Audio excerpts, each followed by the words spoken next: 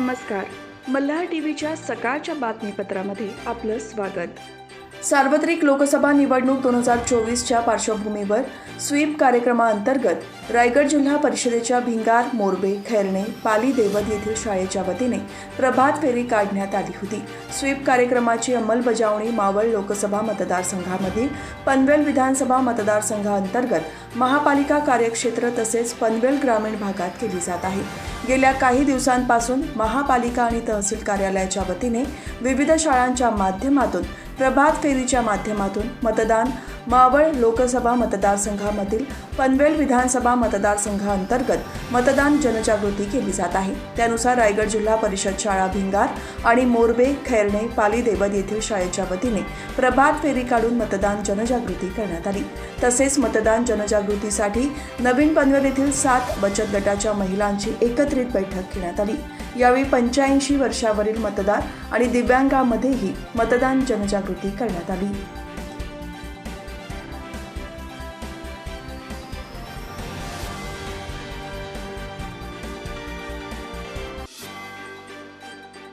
महायुतीचे रायगड लोकसभा मतदारसंघाचे उमेदवार खासदार सुनील तटकरे यांच्या प्रचारार्थ श्रीवर्धन विधानसभा मतदारसंघातील भाजप महिला कार्यकर्त्यांची बैठक माणगाव येथे झाली. यावेळी राज्याच्या महिला आणि बालविकास मंत्री अदिती तटकरे यांनी केंद्र सरकारच्या योजना तळागाळातील जनतेपर्यंत आपण सर्वांनी पोहोचवल्या पाहिजेत असे प्रतिपादन केले. तर आमदार प्रशांत ठाकूर यांनी महायुतीचे सरकार हे सर्वसामान्य जनतेच्या हितासाठी कटिबद्ध आहे.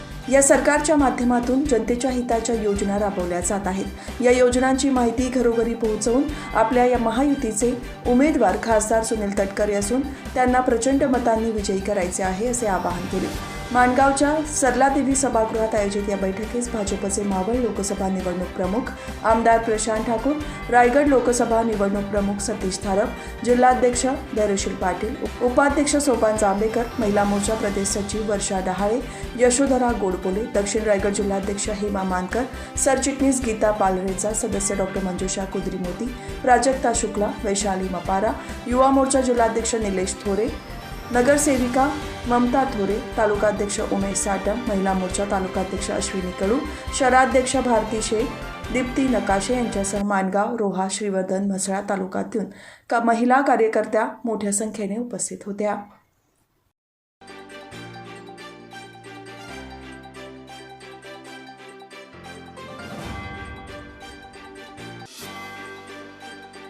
महाराष्ट्रातील विविध जिल्ह्यात पोलिसांच्या रडारवर असलेल्या आणि 2 वर्षांपासून गुंगारा देणारा युनुस सिराज सय्यदच्या मुसक्या आवळण्यात खोपोली पोलिसांना यश आले आहे. युनुस सय्यदवर सोलापूर, कोल्हापूर, सांगली, पुणे, अहमदनगर, सातारा, औरंगाबाद तसेच रायगडसह विविध जिल्ह्यात फसवणुकीचे गुन्हे दाखल होते. युनुस मोठमोठे सावज गळाला लावून डंपर खरेदीसाठी कर्ज मिळवून देतो असे सांगून फसवणूक करायचा. खोपोलीत देखील अशा प्रकारचा गुन्हा केला होता. या प्रकरणी पोलीस युनुसचा शोध घेत होते. त्यासाठी उपविभागीय पोलीस अधिकारी खालापूर विक्रम कदम यांच्या नेतृत्वाखाली विशेष तपास पथक तयार करण्यात आलेले होते. त्यानुसार या पथकाने युनुस सय्यदची गोपनीय बातमीदारांमार्फत माहिती प्राप्त केली आणि युनुस सातारा येथे राहत असल्याचे त्यांना खात्रीशीर माहिती मिळाल्यानंतर पोलीस पथकाने त्याला अटक केली.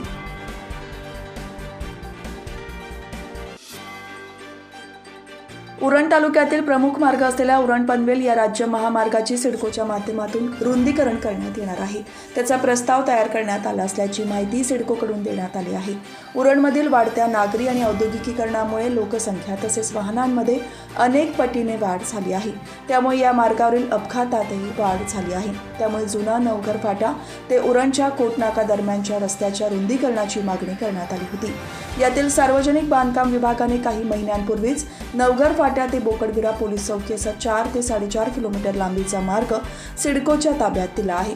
त्याचे रुंदीकरण करण्यात येणार आहे. मात्र बोकडविरा पोलीस चौकी ते उरण शहरातील कोटनाकापर्यंतच्या 1 ते 1.5 किलोमीटरच्या मार्गाचे काय होणार, या मार्गाचेही रुंदीकरण होणार का असा सवाल नागरिकांकडून केला जात आहे.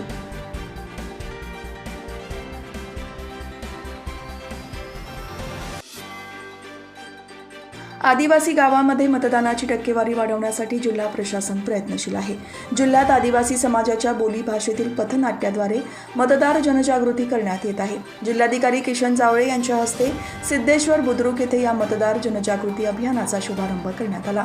एकात्मिक आदिवासी विकास विभाग प्रकल्प पेण प्रकल्प अधिकारी शशिकला अहिरराव यांच्या सहकार्याने आणि उपजिल्हा निवडणूक अधिकारी स्नेहा उबाळे आणि जिल्हा माहिती अधिकारी मनीषा पिंगळे यांच्या संकल्पनेतून जिल्ह्यात या पथदर्शी उपक्रम राबवला जात आहे। आदिवासी समाजाचे युवक आणि प्राथमिक शिक्षक हे पथनाट्य सादर करत आहेत। यावेळी उपजिल्हा निवडणूक सिद्धेश्वर बुद्रुक येथे आयोजित या कार्यक्रमासाठी निवडणूक अधिकारी स्नेहा उबाळे, उपविभागीय अधिकारी प्रवीण पवार, जिल्हा माहिती अधिकारी मनीषा पिंगळे, तहसीलदार उत्तम कुंभार उपस्थित होते।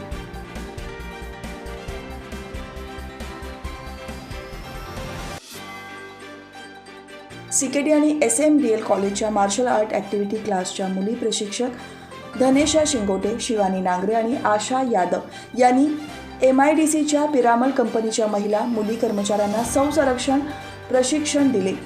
महिला आत्मरक्षा प्रशिक्षण ही आता काळाची गरज झाली आहे। महिला आणि मुलींना अन्याय तसेच अत्याचारामुळे आज त्यांना स्वसंरक्षण प्रशिक्षण महत्त्वाचे झाले आहे। म्हणूनच आजकाल प्रत्येक कंपनी, शाळा, महाविद्यालयात महिलांसाठी स्वसंरक्षण शिबिरे आयोजित केली जात आहेत। ही बाब लक्षात ठेवून पिरामल फार्मास्युटिकल प्रायव्हेट लिमिटेड कंपनीच्या HR डिपार्टमेंटच्या वतीने शी टॉक सेशन या संकल्पनेखाली त्यांच्या कंपनीतील सर्व महिला कर्मचाऱ्यांसाठी महिला आणि मुलींच्या आत्मसंरक्षण शिबिराचे आयोजन करण्यात आले होते। सीकेडी कॉलेजच्या मार्शल आर्ट्स ॲक्टिव्हिटी वर्गातील सिनियर गर्ल धनेशा शिंगोटे यांना या शिबिरासाठी आमंत्रित करण्यात आले होते।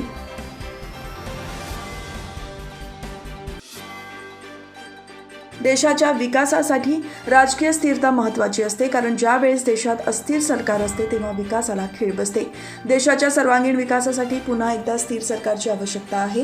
हे स्थिर सरकार पंतप्रधान नरेंद्र मोदीच देऊ शकतात, त्यामुळे महायुतीचे हात बळकट करायला हवेत, असे प्रतिपादन राष्ट्रवादी काँग्रेसचे जिल्हाध्यक्ष आणि रायगड लोकसभा मतदारसंघाचे महायुतीचे उमेदवार खासदार सुनील तटकरे यांनी अलिबागमध्ये आयोजित करण्यात आलेल्या महायुतीच्या घटक पक्षाच्या समन्वय मेळाव्यात केले। या मेळाव्यास भाजपचे मावळ लोकसभा निवडणूक प्रमुख आमदार प्रशांत ठाकूर, आमदार महेंद्र दळवी, आमदार रमेश पाटील, भाजपचे जिल्हा सरचिटणीस ॲडव्होकेट महेश मोहिते, उपाध्यक्ष दिलीप भोईर, शिवसेनेचे तालुका अध्यक्ष राजा केणी, अमित नाईक यांच्यासह शिवसेना, भाजप, राष्ट्रवादी काँग्रेस, RPI, मनसे पक्षाचे पदाधिकारी, कार्यकर्ते उपस्थित होते।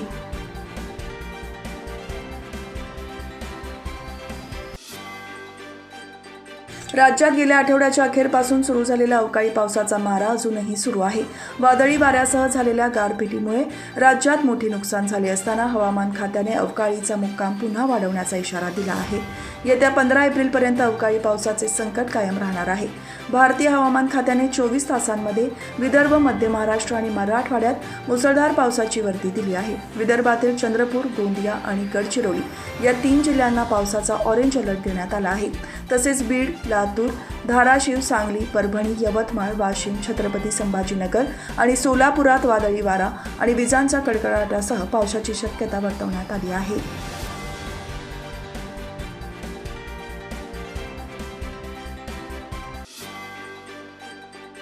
यंदाच्या रामनवमीची समस्त रामभक्तांना प्रतीक्षा आहे, कारण 500 वर्षांनी प्रभू श्रीराम आपल्या जन्मभूमीत विराजमान झाल्यानंतरची ही पहिलीच रामनवमी असणार आहे। त्यामुळे अयोध्येमध्ये येण्यासाठी रामभक्त आतुर झाले आहेत। यंदाच्या रामनवमीचे सगळ्यात मोठे आकर्षण असेल रामलल्लाच्या मस्तकी होणारा सूर्यतिलक अर्थात सूर्यकिरणांचा अभिषेक। रामनवमीच्या दिवशी मध्यान्ही दुपारी 12 वाजता साधारणपणे 4 मिनिटे रामलल्लाच्या मस्तकावर सूर्यकिरणांचा अभिषेक होणार आहे। रामलल्लांच्या कपाळी होणारा हा गोलाकार सूर्याभिषेक 75 मिलीमीटर व्यासाचा असेल। राम जन्माच्या दिवशी सूर्यकिरणाने रामलल्लाचा अभिषेक व्हावा अशी इच्छा मंदिर निर्माणाच्या वेळी पंतप्रधान नरेंद्र मोदींनी व्यक्त केली होती। त्यामुळे मंदिर उभारताना या अभिषेकासाठी बांधकाम तज्ज्ञांनी विशेष रचना केली आहे। नमस्कार मतदार बंधू आणि भगिनींनो, मी किशन जावळे, जिल्हाधिकारी रायगड तथा निवडणूक निर्णय अधिकारी 32 रायगड लोकसभा मतदारसंघ। या निवडणुकीत मतदान करण्यासाठी मतदार ओळखपत्र असणे आवश्यक आहेच, तथापि मतदान ओळखपत्र नसेल तर निवडणूक आयोगाने इतर 12 पुरावे ग्राह्य मानलेले आहेत। त्या 12 पुराव्यापैकी कुठलाही तरी एक पुरावा आपल्यासोबत असणे आवश्यक आहे। आपण त्याद्वारे मतदान करू शकता। जय हिंद।